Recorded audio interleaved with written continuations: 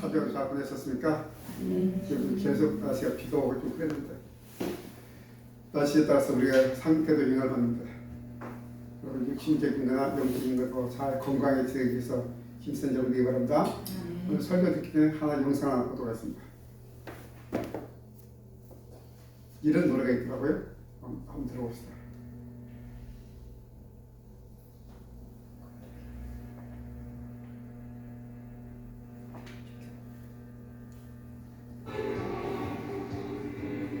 처음부터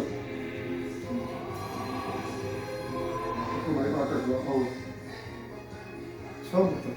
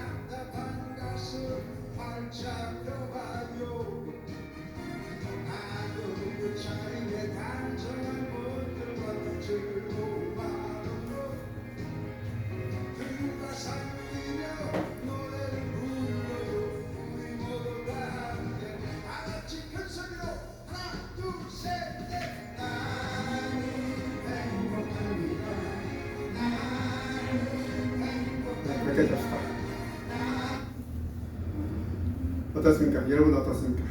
여러분 행복하십니까? 네. 정말 행복하십니까? 네. 감사합니다. 우리가 신앙생활 이유가 무엇입니까? 라고 물을 때 어쩜 행복하게 살기 위해서 그래요? 라고 말해도 과하지 않은 거예요. 틀리다니까. 근데 우리가 신앙생활 할 때 정말 주의할 점이 있습니다. 조심해야 되겠는데 그래서 율법주의의 신앙생활입니다. 율법주의 신앙생활은 우리의 정수에 딱 맞추는 인과응보의 사상과 접시져가지고 조건적인 신앙을 보내게 됩니다. 대부분 많은 사람들이 우리가 조건적인 신앙을 보고 있어요. 나도 모르게. 그 결과는 어떻게 되냐면 복을 받기 위해서는 이렇게 돼. 저주받지 않기 위해서는 이렇게 돼. 이런 식으로 흘러가는 거예요.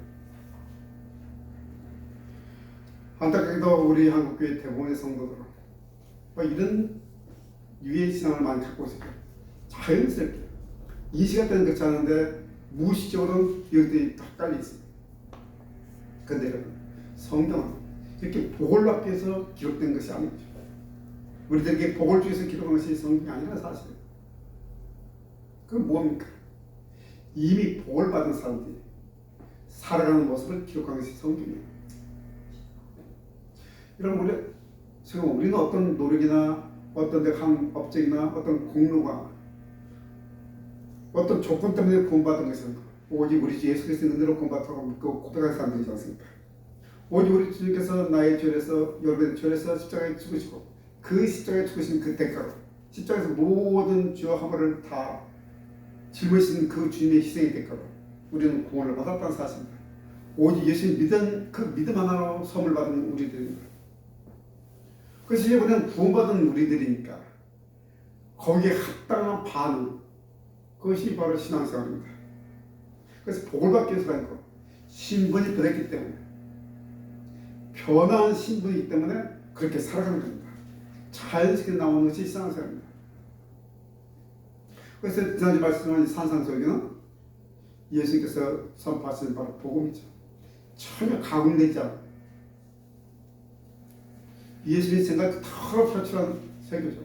가공되지 않은 음식이 우리 입에 거치듯이 가공되지 않은 이 복음은 우리를 상당히 당황스럽게 하죠. 상당히 이 산상설교는 상당히 당황스러워요. 왜냐하면 우리에게 맞게 가공되지 않았기 때문에 조미료도 치지 않고 우리에게 맞게 이렇게 잘게 쓰지도 않고 있기 때문에 좀 우리가 소화하기도 좀 이렇게 거북한 것은 사실 가공되지 않았기 때문에. 그러나 이것이 원래 복음의 모습이에요. 이 산상설교를 보면서 우리는 에덴에서 잃어버렸던 그 행복을 되찾을 수 있다고 말하고 있는 거예요. 이 산상수훈은 이미 천국 백성이 된 사람들은 누구면 어떻게 살아가는지를 보여주는 본문이 바로 산상수훈이에요. 모든 산상수훈은 팔복이라고 많이 하는데, 이 팔복은 복을 하나에 나누는 것이 아니고 그리스도인들의 인격 성품을 말하는 거예요. 이 8가지 특기들은 각각 독립적으로 나타나지 않고 한 인격 속에서 어울려서 버물려서 나타나는 인격이에요. 다양한 성품이죠. 우리 요리할 때 이거 넣고 이 양념 이거 넣으면 각자 나타나는 게 아니고 섞여서 특유의 조화로운 맛이 나듯이 이 산상수훈의 팔복은 8가지 인격과 성품들이 조화돼서 그 한 사람의 인격으로 표출되는 거예요. 바로 예수님의 인격이고 예수님의 성품이죠. 그래서 저와 여러분들이 우리들이 그리스도인이라면 각자 정도의 차이는 있겠지만 기본적으로 이 8가지 성품들이 다 내게 돼 있어요. 우리들에 의해서 그 삶이 나타나게 돼 있어요. 그러니까 믿음이 성숙한다는 것, 우리 신앙이 성숙한다는 것은 이런 성품들이 좀 더 뚜렷하게 나타난다는 거예요. 지금 비록 이런 성품들이 미약해서 나한테도 잘 보이지 않는 것처럼 보이지만 그래도 분명히 우리들에게는 이런 성품이 존재하고 있어요. 자신 한번 살펴보시기 바랍니다. 미약하지만 그런 것이 있습니다. 그런데 주변에 타나왔던 것 때문에 표출되지 못할 뿐이지 내 안에 그런 열망과 그런 마음들 있잖아요. 그것이 우리 변했기 때문에 된 거예요. 그런데 이런 성품들은 그리스도인이 아니면 예수를 믿는 사람이라면 가질 수 없는 성품들이에요. 왜냐하면 이런 성품들은 이런 인격은 예수의 인격이고 예수의 성품이기 때문에 그래서 팔복에 나타난 이 사상 속에 나타난 이 인격과 성품들은 자연적인 본능적인 성품들과는 다른 거예요. 우리 본능적이고 자연적인 성품을 수양하고 가다듬고 묵상하고 이런다고 해서 이것이 다듬어지는 것이 아니에요.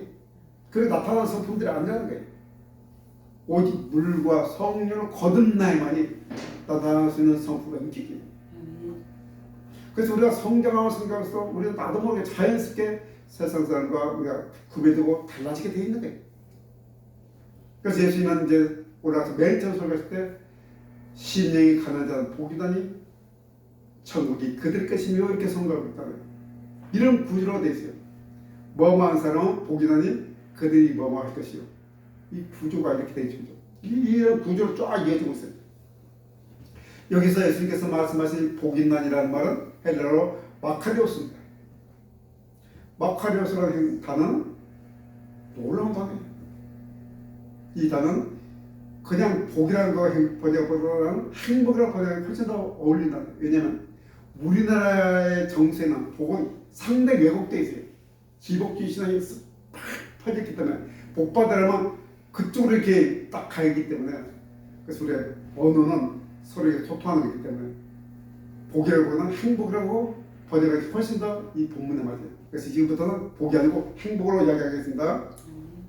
그리고 또 마카리오스는 그 사람에게 주어진 근원된 단어가 아니고 신에게 즉 하나님에게 속해 있는 단어예요. 즉 행복은 어디에 속했다고 말하는 거니까 하나님께 속했다고 지금 말하고 있는 단어예요. 즉 행복은 하나님이 주신다 이 말이에요. 그래서 마카리오스라는 단어를 선택한 것은 행복의 근원이 누구에게 있다? 하나님께 있다는 거예요. 맞습니다. 우리 인간 행복은 근원은 하나님께 있다는 사실입니다. 인간은 하나님과 관계 통해서만 행복이 줄 수 있어요. 그분이 만드시고 그분이 창조하시고 그분이 계획했기 때문에 하나님과 관계가 어그러지면 행복은 나타날 수가 없는 거예요. 저와 여러분들이 우리 주님을, 우리 예수님을 나의 구주와 주인으로 모셔드리는 순간 우리는 누가 된다고 그러죠? 하나님의 자녀가 된다고 그러죠. 그리고 우리는 하나님을 아버지로 부를 수 있게 되지 않습니까? 이때부터 우리는 하나님과 아버지와 아들의 아버지와 자녀의 관계가 회복된 거예요. 행복 시작이죠. 그래서 저는 책을 있었는데 행복 시작 예수 그리스도, 행복 시작 예수 그리스도라는 책이 있어요. 그럼 행복은 누구와 함께 시작됩니까? 하나님과 함께 시작되는 것은 우리 뭔지 알아야 돼요.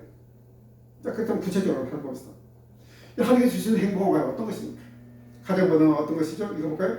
올바른 관계에서 오는 것입니다. 그렇습니다. 행복은 관계에서 주어지는 거예요. 또 하나님과 관계 빼고도 가정에서도 마찬가지예요. 우리 사람과 관계에서도 행복은 어디서 옵니까? 관계에서 주어집니까? 부모와 자식 간에도 관계에서 주어지고 모든 풍성한 관계에서 나오는 거지. 당연히 관계에서 뭐가 주어지는 거죠. 관계 행복도 마찬가지입니다. 이 예수의 성품들 8가지 성품을 쫙 살펴보면 크게 3가지로 나눌 수가 있어요. 하나님과 나의 관계, 나와 이웃과의 관계, 그리고 나와 나의 관계 속에서 행복 주어지는 것을 알 수 있어요.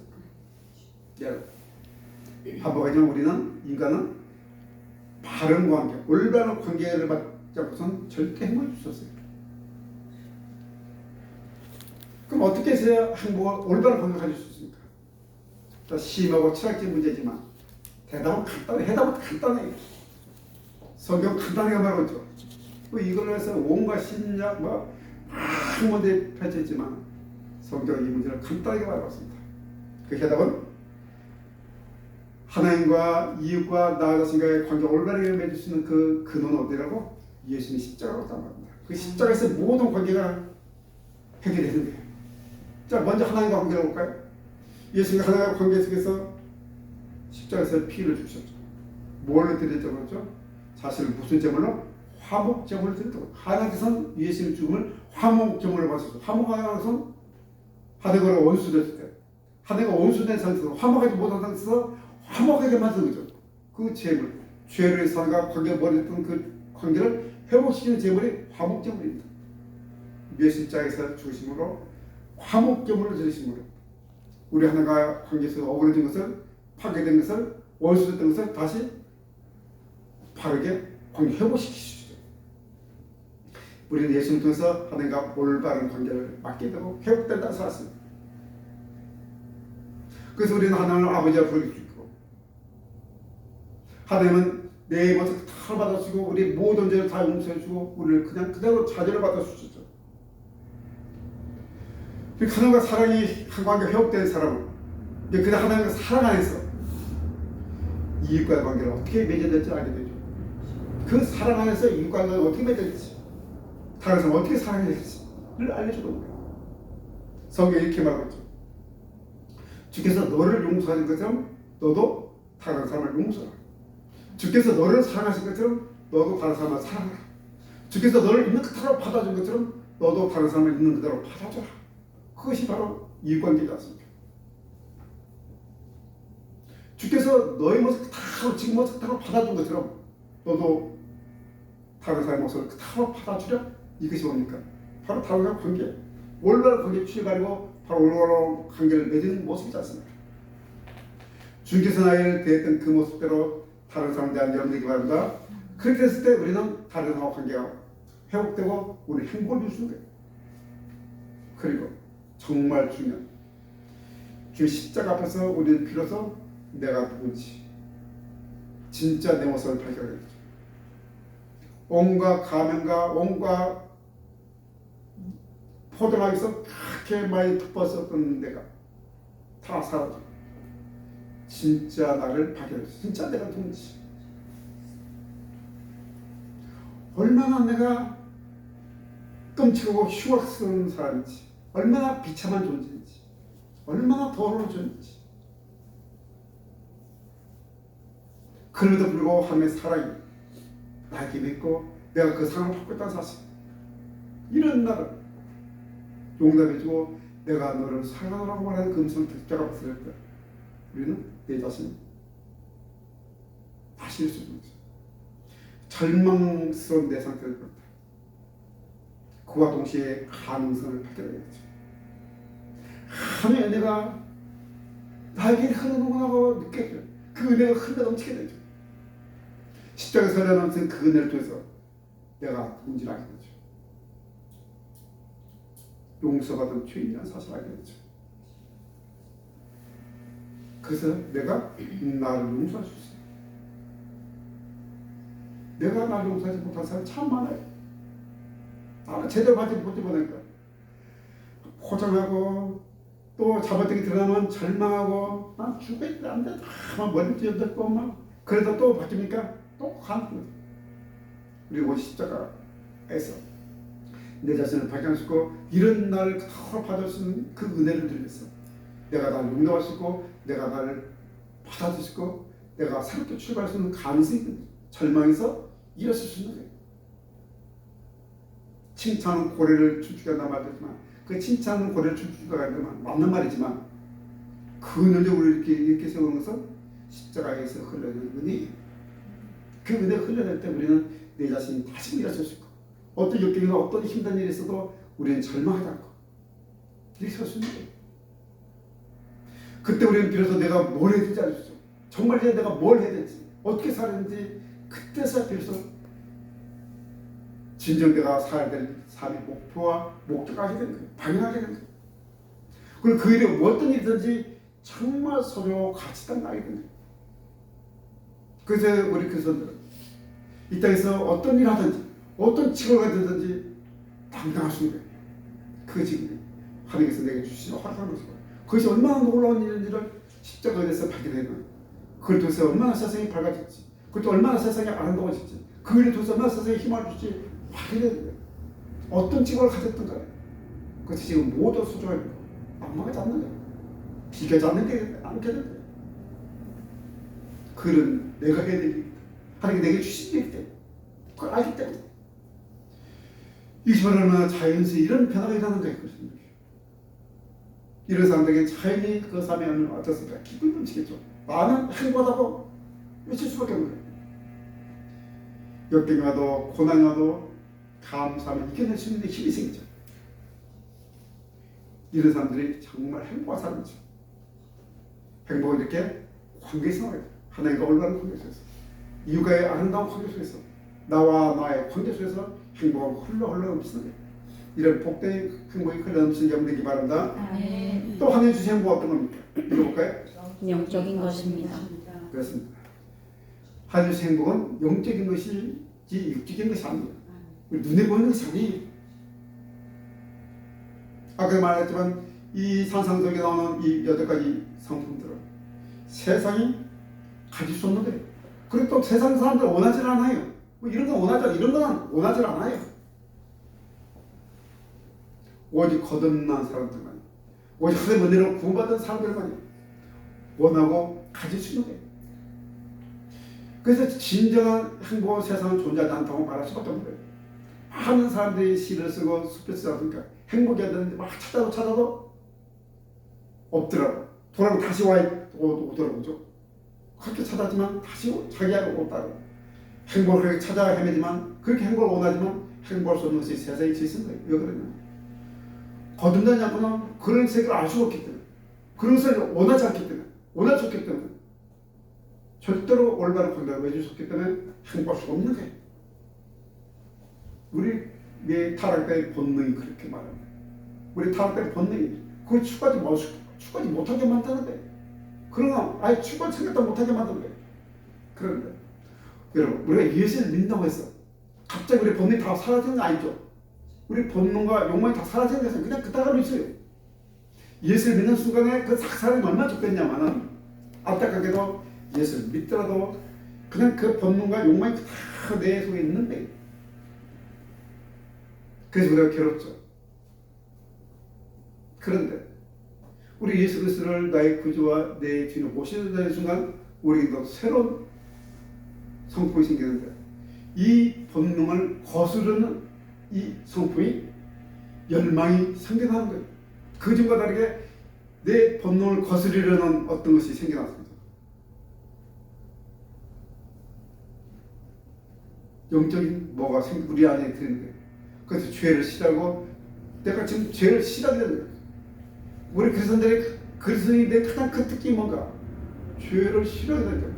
죄를 싫어. 물론 내가 죄 쳐서 오늘 또 죄를 범했지만 그 전과 다르게 그전에는 당연하게 여기지만 누구나 다 그렇게 라고 여기지만 우리 예수를 믿는 사람들은 그 안에 그 죄를 지은 것이 싫어지는 거예요. 거부감을 느끼는 거예요. 그런 열망과 소망이 생기는 거예요. 영적인 사람이 됐다는 증거예요. 죄에 대해서 슬퍼하고 부풀한 마음이 생깁니다. 그런 것들이 쌓이고 있어서 내 입이 변하고 내 삶이 변해가는 거예요. 이게 자연스러운 거예요. 자연스러운 거. 우리 노력을 보는 게 아니고 이건 자연스러운 거예요. 자연스럽게. 이런 데 모습 보고 예수님께서 막 가르쳤어요. 복이 또다. 너는 행복한 사람이야. 이렇게 말하는 거예요. 이런 사람들은 세상적인 조건 때문에 행복을 찾는 게 아니죠. 환경 때문에 행복한 것이 아니죠. 조건과 환경이 행복과 허를 벌어도 행복해. 왜 그렇습니까? 행복이 누구 안에 있기 때문에 내 안에서 싹두고 내 안에 있기 때문에 그런 거예요. 행복은 본능적인 거, 육적인 것이 아니고 영적인 거라는 사실입니다. 우리는 영적인 것을 먹을 때 온 우리 삶을, 우리 온 존재를 행복하게 만들어줘요. 이런 영적 행복을 풍성히 누리는 여러분 되기 바랍니다. 아멘. 또 우리 하나님께 주신 행복은 어떤 것입니까? 읽어볼까요? 예수님이 주시는 것입니다. 행복은 우리 주님이 예수님 주시는 거예요. 어떤 사람이라도 난 너무 행복해. 이 행복이 끝까지 누렸으면 좋겠어요 말이에요. 그런 사람 들어보면 어떤 사람입니까? 한 사업이 참 잘 되죠. 자식들도 참 생각하고 반개서 가고 취업도 잘 되고 건강하고 이러면 다 행복하다 말이에요. 물론 이런 사람들 행복한 사람입니다. 정말 행복한 사람들. 여러분도 이런 행복을 누리시기 바랍니다. 아멘. 정말 행복한 사람들. 그런데 우리가 이런 환경과 조건에서 못 찬다면 사업이 안 될 정도 같습니다. 행복은 불행이 시작이죠. 자식들이 내 생각대로 잘 안 되면 행복은 불행이 시작. 이렇게 됩니다. 남편이 내 생각대로 잘 안 된다면, 내 말대로 잘 안 움직여준다면 나는 불행해.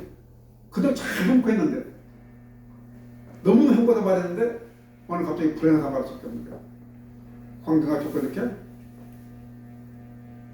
금방 끝나버린 거야. 일시적인 행복밖에 누릴 수 없는 거예요. 짧은 행복, 긴 불행을 누리게 되는 인생이 되는 거예요. 그러려면 너무 끔찍한 인생이지 않습니까?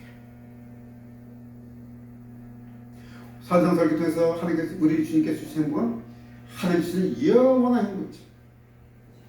그분의 나라의 왕이 주신 행복, 그분의 나라의 왕이 주신 영적인 모든 걸 다 주시기 때문에, 그분이 주시기 때문에 어느 누구에게도 뺏기지 않죠.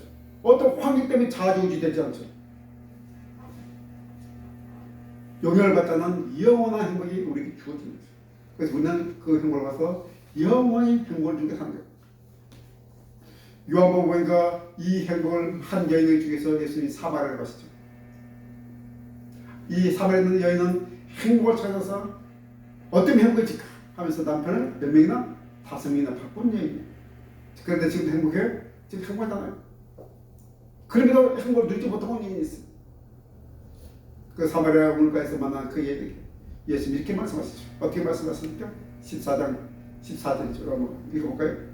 내가 주는 물을 마시는 자는 영원히 목마르지 아니하리니 내가 주는 물은 그 속에서 영생하도록 솟아나는 샘물이 되리라. 네, 그 앞에는 이 물을 먹는 자마다 다시 목마르는 거야. 그러니까 샘에서 준 샘물은 이 땅에 있는 샘에서 준 물을 먹으면 또 다시 시간에 목마르는데 내가 주는 물은 영원히 목마르지 않는다는 말을 말씀하시죠. 왜냐면 그 물은 그 영생, 그 물 자체에서 영생이 솟아나는 샘물이기 때문에. 그래. 우리 아무리 땅에 물을 많이 마셔도 가치가 있는 데 마셔도 또 시간 지나면 또 가치가 나죠. 세상이 주는 물은 일시적인 가치밖에 해소할 수 없는 거예요. 세상이 주는 행복도 마찬가지예요. 일시적으로 그 불행을 해소하고 가치를 해소하는 것밖에 안 돼요. 즉 환경이나 조건에서 오는 행복은 일시적인 거예요. 그러나 예수님께서 주시는 물은 영원히 목마르다는 거예요. 또한 예수 주시는 떡은 영원히 배고프지 않는다고 말씀하셨어요. 영원히 배고프지 않는 떡이 주시는 거예요. 생명의 떡이라고 했어요. 그 하셨죠. 그래서 예수님 주시는 행복은 풍성하고 영원히 누리는 거예요. 여러분, 이렇게 예수님께서 우리 안에 들어오시는, 예수님 내 인생의 주인이 되시는, 우리는 행복의 조건이 어디에 있습니까? 예수님 행복을 줄 수 있으니까 행복의 조건이 내 안에 있는 거예요. 나를 둘러싸고는 환경은 별로지만, 내가 원하는 대로 흘러가고 있지 않지만, 내 생각대로 내 뜻대로 풀리지 않지만, 그럴 때라도 내 안에 행복이, 이 행복의 근원이 내 안에 있기 때문에, 행복의 근원 예수님이 내 안에 있기 때문에 많은 세상이 이해할 수도 없고 세상이 줄 수도 없는 행복을 가지고 있다는 사실. 아는 것이 행복한 거예요. 이렇게 외치는 사람들 있죠. 여러분 혹시 송무희 시인이 나왔습니까? 뇌성마비 시인. 참 오래전에 제주에서 하면 영락교에서 와서 간증했다고 합니다. 좀 뇌성마비를 가지신 분이 있기 때문에 말 한마디를 막 옹을 이렇게 하면서 말하셔야 돼요. 근데 그분은 나 가진 거 별로 없어 하면서 찬양을 얼마나 행복한지 아셨어요. 그러면서 온 나라다니면서 복을 증하고 있었죠. 우리 지난번에 안 봤지만 이지선 교수 대학 4학년 때 교통사고로 온전히 화상이 입어가지고 수술해야 되고 얼굴 그렇게 아름답고 이뻤던 그 얼굴은 수술의 휴직으로 취하고 남들 흉악처럼 보이지만 그러나 자기같이 불행했던 사람들에게 소망을 사는 그 이지선 교수 그 자매의 행복을 어디로 합니까? 조건이라면 그렇지 않기 때문이죠. 바로 그 주님 주신 행복이지. 그 찬송하면 환희 크루즈베이 여사가 지은 찬송가 참 우리 찬송가 참 많아요. 8,000곡의 찬송을 지었거든요. 여sus을 때 10년 돼서 아무것도 보지 못하는 그 여인이 하늘 찬양에서 놀라운 찬송을 8,000곡 해줬어요. 8,000곡. 그분이 누리는 행복은 어디 있습니까? 조건이나 환경이 있는 거죠. 우리가 사는 사람들 중에서 이런 사람들이 있다 사실. 우리 하나님은 이렇게 약속하셨어요. 우리 예수님이 이렇게 약속하셨어요. 이제 여러분 14절 27절 한번 읽어볼까요? 읽습니다. 시작. 평안을 너희에게 끼치노니 곧 나의 평안을 너희에게 주라. 내가 너희에게 주는 것은 세상이 주는 것과 같지 아니하리라. 너희는 마음에 근심하지도 말고 두려워하지도 말라. 예수님께서 다락방에서 마지막 방을 보내셔서 제자들이 하신 말씀이죠. 이제 곧 다시 떠나는 거죠. 제자들은 예수 믿는 거 없는 거는 천지설교. 예수 있으면 모든 다 할 수 있는 거예요. 예수님 잠깐 떠나니까 제자들 아무것도 없었어요. 얼마나 두렵겠습니까? 내가 간다는데 떠나니까 어디 가면 간대요. 근데 예수님께서 제자들에게 걱정하고 두려워하지 말는 거죠. 내가 뭘 준다고? 너에게 평안을 주겠다. 너에게 평안을 주겠다. 너에게 평안을 주겠으니까 내가 너에게 평안을 주니까 너는 아무것도 너의 삶에 평안이 될 거라는 거죠. 평안. 환경 때문에 하는 게 아니고 조건 때문에 하는 게 아니고 누가 주시기 때문에 예수님 주시겠다. 근원적인 평안이 어디 있습니까? 내 안에 있는 거죠. 근원적인 행복이 내 안에 있는 거죠.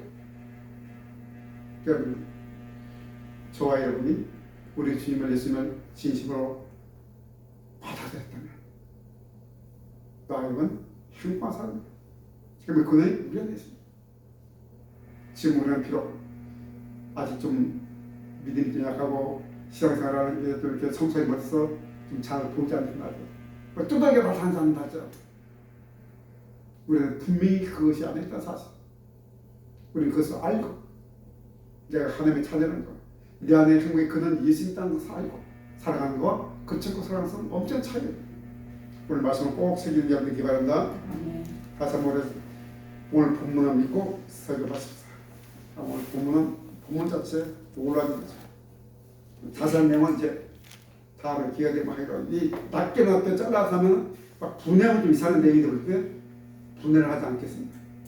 자, 그럼 읽으면서 전체를 한번 우리 가서 읽기 바랍니다. 자, 이번엔 여러분이 먼저 읽으시기 바랍니다. 3절 시작. 심령이 가난한 자는 복이 있나니 천국이 그들의 것이며 애통하는 자는 복이 있나니 그들이 위로를 받을 것이며 온유한 자는 복이 있나니 그들의 땅의 기업으로 받을 것이며 의에 줄이고 목마른 자는 복이 있나니 그들이 배부를 것이며 긍휼히 여기는 자는 복이 있나니 그들이 긍휼히 여김을 받을 것이며 마음이 청결한 자는 복이 있나니 그들이 하나님을 볼 것이며 화평하게 하는 자는 복이 있나니 그들이 하나님의 아들이라 일컬음을 받을 것이며 의를 위하여 박해를 받는 자는 복이 있나니 천국이 그들의 것이며 나로 말미암아 너희를 욕하고 박해하고 거짓으로 너희를 거슬러 모든 악한 말을 할 때에는 너희에게 복이 있나니 받겠습니다. 기뻐하고 즐거워하라. 하늘에서 너희의 상이 크리라. 너희 전에 있던 선지자들로 이같이 박해하였느니라. 세상은 힘들고 우리를 박해하고 우리를 힘든 곳으로 이끌기도 우리 믿음의 선배들도 다 그런 과정을 겪었는데 그때 선배들 어떻게 했다고요? 기뻐하고 즐거웠다고 합니다. 행복하게 감사하게 그렇게 생각했다고 합니다. 날마다 방송에서 행복하게 살아가는 여러분이 바란다. 기쁨으로 살아가는 여러분이 바란다. 항상 기뻐하며 밤새 감사했어. 나는 행복합니다. 라고 그렇게 말하시는 그런 복된 삶이 임하기를 축복합니다. 기도드리겠습니다.